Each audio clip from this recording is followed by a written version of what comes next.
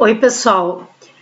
Nesse exemplo 2, nós temos duas cargas, uma carga Q1 de mais 12 nanocoulomb e uma carga Q2 de menos 12 nanocoulomb, situadas num eixo X, né? Na verdade, aqui na minha figura eu tenho um plano XY, né? A minha carga Q1 está na origem e a minha carga Q2 está situada a 10 centímetros da carga Q1.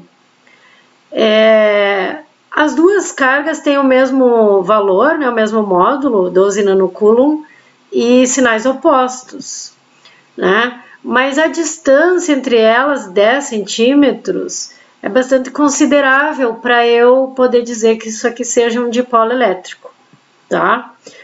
10 centímetros é uma distância relativamente grande. Então, vou trabalhar com duas cargas pontiformes, cada uma gera o seu próprio campo. Eu quero calcular o campo total nos pontos A, B e C. O ponto A está situado entre as cargas, né? O ponto B à esquerda da carga Q1 e o ponto C forma um triângulo ali com Q1 e Q2. Como o problema é dividido em 3 questões, eu vou resolver em 3 vídeos para não ficar muito pesado e para que vocês consigam compreender o raciocínio. Então, a letra C, continuação, né? As cargas permanecem as mesmas ainda. Q1 é mais 12 nanocoulomb, Q2 é menos 12 nanocoulomb, só que o meu ponto agora, ó, tem 13 centímetros de cada carga, ele forma esse triângulo aqui, ó, tá? Para eu calcular o campo total no ponto C, ainda é verdade que o campo total é uma soma vetorial dos campos 1 e 2, tá? Mas eu tenho que desenhar os vetores mais uma vez para ver como que eu vou realizar essa soma. Então, olha só, o campo na carga positiva, ele sai, ó, ele sai. Para ele sair lá no ponto C, ó, ele vai sair nessa mesma linha. Não sei se a minha figura vai ficar tão alinhada, mas ele vai ter esse ângulo aqui, ó. Tá? O meu campo da carga 2, ele entra na carga negativa. E para ele entrar aqui, ó, passando pelo ponto C, ó, ele vai ter que apontar nessa linha pontilhada aqui, ó. E2. Estão percebendo que agora a soma de E1 com E2 não é tão simples como foi na letra A e na letra B? Eu tenho ângulos e agora a coisa ficou um pouco mais complicada, né? Então, eu sei que a soma vetorial, quando eu não tenho dois vetores no mesmo eixo, eu só consigo somar x com x, y com y, então por isso que eu preciso projetar, ó. Eu preciso projetar o E1 no eixo x, o E2 no eixo x, aí sim eu vou conseguir somar. Eu tenho que projetar aqui, ó, o E1 no eixo y e o meu E2 no eixo y, e aí que eu consigo somar, tá? Na verdade, eu tenho que escrever um vetor lá no final de tudo, que vai ter uma componente x, mas esse aqui é o campo total, na direção y, no eixo x, né? E uma componente y, j. Eu sempre posso escrever um vetor na sua decomposição aqui em termos dos vetores unitários. Então, quem que vai ser o EX e o EY? Essa é a conta que eu vou ter que fazer separado pelas componentes, x com x e y com y. Na verdade, quando eu fizer em x, olha só, o meu EX vai ser a soma aqui, ó, de E1 com E2, né, ó, o campo é a soma de E1 com E2, para o EX também é a soma do E1 com E2, só que são as componentes x. Em y, a lógica é a mesma, o campo total é E1 mais E2, em y tinha que ser E1 mais E2. Só que, olhando os vetores, ó, o E2 está para baixo, então, na verdade, ele é um vetor negativo. tá? É uma soma vetorial que acaba virando uma subtração. Mas desde o começo, ó, o campo é E1 mais E2, em X é E1 mais E2, em Y também é E1 mais E2. Só que na soma vetorial, como tem um para cima e um para baixo, acabou ficando um sinal de menos aqui, ó. Mas percebam que a lógica sempre foi a mesma. Agora, quem é E1x, E2x, E1y, E2y? Agora que começa a se complicar as coisas, porque eu preciso de relações trigonométricas para abrir todos esses termos para poder escrever isso aqui, ó, que é a minha resposta final. Então, para componentes x e y, eu parto daquele triângulo retângulo. Na verdade, existe um triângulo aqui, ó. Eu vou ampliar ele aqui só para vocês enxergarem bem, para não ficar tão poluído lá minha figura, ó. Desculpa que ficou meio torto. Mas aqui, ó, é a minha hipotenusa é o E1, o E2 é totalmente simétrico, ó, né? Essas linhas aqui vão ter o mesmo ângulo. Então, eu vou fazer para um e vai valer para o outro, ó.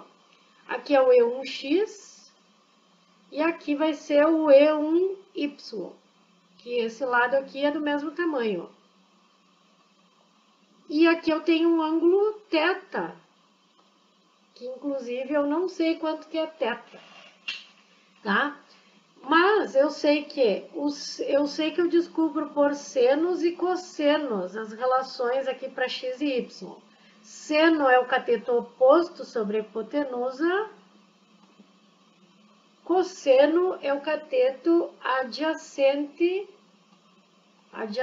ó, que passa do lado sobre a hipotenusa. Resumindo, as minhas componentes x vão ter um cosseno. Isso vale para o E1 e para o E2. O E2 é um triângulo simétrico. E as minhas componentes y, isso vale para o E1 e para o E2 também. Vai ter um seno. Tá? Então, para eu abrir isso aqui, eu preciso saber quanto que é o ângulo, que eu também não sei quanto que é. Então, antes de resolver quem é a componente x e y, eu vou descobrir o ângulo. Então, eu vou descobrir o ângulo para descobrir as componentes, para fazer a soma e chegar no meu vetor total. Então, quanto que é o meu ângulo θ? Se eu olhar aqui, ó, eu não tenho nenhuma informação para descobrir meu ângulo θ, desse triângulo aqui, ó. Eu não tenho nada de informação. Mas eu sei que essa linha aqui, ó, é a mesma. E aqui, ó, o ângulo θ é feito com a horizontal. Então, o meu ângulo θ também está aqui, ó. Então, por que eu não olho aqui embaixo ao invés de olhar lá em cima? Porque aqui eu sei os dados do triângulo, ó. E se eu dividir esse triângulo no meio, ele vira um triângulo retângulo, que eu sei mais ainda trabalhar com esse tipo de triângulo, né? Eu tenho as mesmas relações trigonométricas se eu tomar aqui um triângulo retângulo, ó. Então, esse meu triângulo ficaria assim, ó. Eu tenho 13 centímetros, né? Olhem a figura aqui, ó. Aqui, ó, eram 10 centímetros. Se eu dividir no meio, eu vou ter 5 centímetros. E aqui eu não sei, eu não calculei a altura. E aqui é o meu ângulo θ. Mas eu não preciso da altura, porque se eu tenho o cateto adjacente e a hipotenusa, eu posso partir para o cosseno. Cosseno é o cateto adjacente sobre a hipotenusa. Ah, pegou em centímetros. Como é dividido, aqui a unidade não vai dar erro, mas então passa para metro também, se não tiver certeza, tá? Cosseno de θ é 0,05 dividido por 0,13.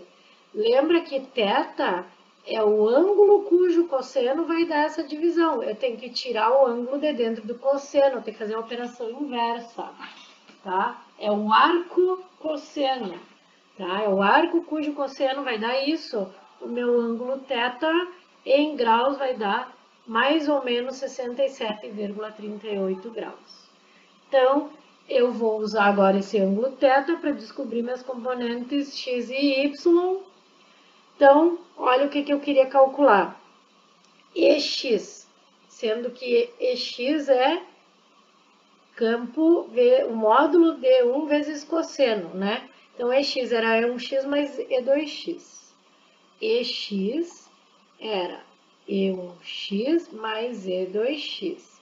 E E1x era E1 vezes cosseno, E2 era E2 vezes cosseno, a lógica é a mesma.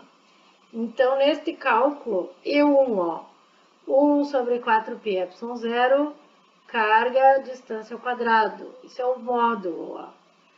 E o cosseno desse ângulo que eu calculei. E2, a fórmula é a mesma. E2 vai a carga 2 e a distância 2 ao quadrado, e o ângulo eu calculei. Então, EX fica constante de Coulomb, vou colocar em evidência.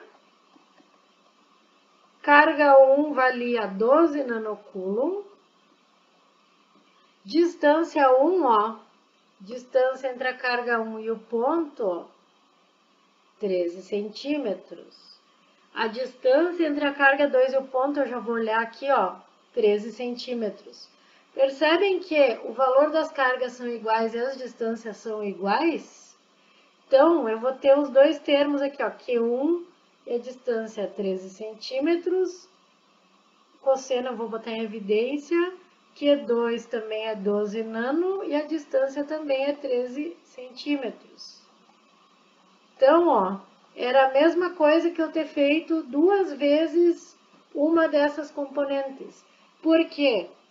Porque as distâncias eram iguais desde o começo e o valor das cargas também. Então, em módulo, E1 e E2 têm o mesmo valor. Então, na componente x, como eles têm o mesmo ângulo, eu também vou ter o mesmo valor. Só em y, que eu vou ter um para cima e um para baixo, mas eles também têm o mesmo valor. Então, E1y e E2y, pela mesma lógica, vão ter que se anular. E E1x mais E2x é a mesma coisa que se eu fizesse duas vezes E1 ou E2, tá?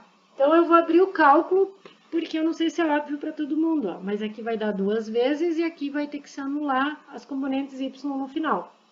Então, ó, tenho duas vezes esses valores. Façam o cálculo na calculadora, esse termo x aqui vai dar 4,9 vezes 10 ao cubo Newton por Coulomb. Quando forem fazer a componente y, olha o que era o y. E1y menos E2y. E o y tem o seno. Então, isso aqui vai ficar E1 vezes seno menos E2 vezes seno. Né? E1y menos E2y. E1, a fórmula 1 sobre 4πε0, carga dividido pela distância ao quadrado, seno do ângulo 67,38, e o E2, 4πε0, carga 2, distância ao quadrado, seno do mesmo ângulo. Então, ó, se eu abrir esses termos, vou colocar em evidência aqui minha constante de Coulomb. Carga 1 era 12 nano, distância 1, 13 centímetros. Carga 2, 12 nano, distância 2, 13 centímetros. E aqui eu coloco o seno em evidência, ó. Um termo menos outro igual, a minha componente y vai dar zero. Respondendo à pergunta, eu queria escrever um vetor campo total, que é a componente x na direção y e a componente y na direção j.